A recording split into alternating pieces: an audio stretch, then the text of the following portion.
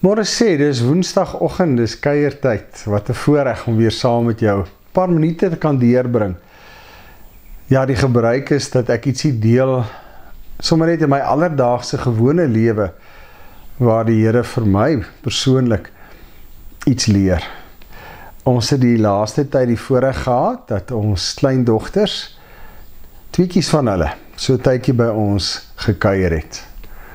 En saam met hulle, ons kinders van, alles rasse honde, hierdie 2 golden retrievers.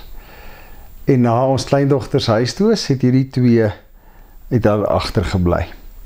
Ons vat hulle een van die dae terug, hulle is ras toe. Wat 'n les het ek geleer? Doodgewoon dat ek nie dieselfde ding kan doen of sê vir enige een nie. Ons 2 kleindogters het elkeen 'n unieke geaardheid, 'n persoonlikheid. En jy kan nie dieselfde ding op dieselfde manier vir hulle tweekies sê nie.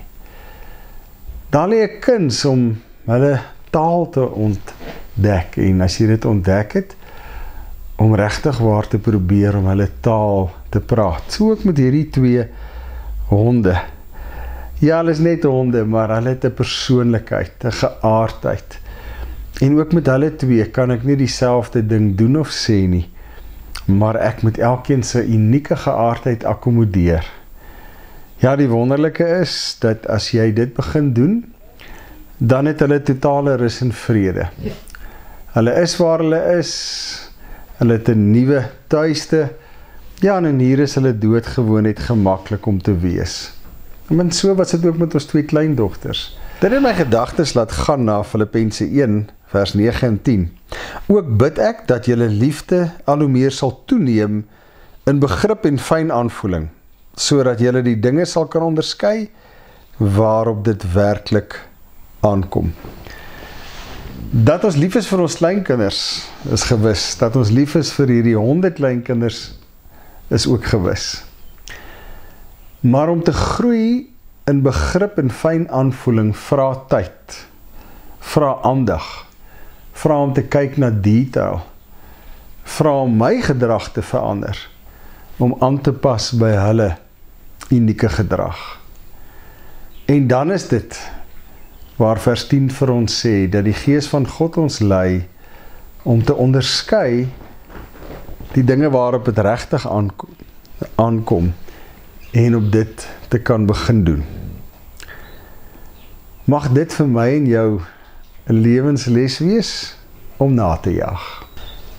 Hemelse Vader, ons dankie dat ons selfs by diere lewenslesse kan leer.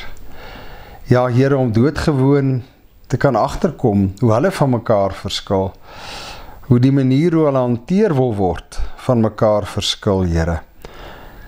Hoeveel te meer moet ons dit nie toepas in ons omgang met medeskepsele. Ja, Here, U het ons elkeen uniek gemaak. Gee dat ons mekaar se uniekhede kan raak sien, kan waardeer en kan akkommodeer. Staan ons daardeur by, Here, deur U Heilige Gees wat in ons woon. Amen. Uitdaging vir die week. Ek dink die eerste is om doodgewoon vir jouself te sê, kom ek kyk na die mense om my, die vir wie ek lief is, of dit nou familie is, of vriende, of kollegas, of wie ook al. Maar kom ek vra myself die vraag, hoe verskil elkeen van hulle in karakter, in geaardheid, in menswees? Hoe het die Here hulle gemaak? En as ek dieselfde boodskap aan elkeen wil kommunikeer, hoe moet ek dit anders verpak? Wat moet ek van my kant af verander, dat dit vir elkeen van hulle in hulle menswees die beste sal wees? As ek en jy nie dit in hierdie week kan regkry, om 'n sensitiwiteit te ontwikkel, dat ek van my kant af iets moet doen, om die uniekheid, die andersheid wat God vir elkeen gegee het, te akkommodeer, dan dink ek vorder ek en jy reeds ver op die pad om te sê, Here, ek wil die taal van ander praat. Ek wil hê my liefde wat ek vir hulle het, moet groei in begrip en fyn aanvoeling, en dat ek met U Gees se leiding kan begin onderskei waarop dit regtig aankom, wat ek regtig moet doen. Ek groet jou, 'n wonderlike week.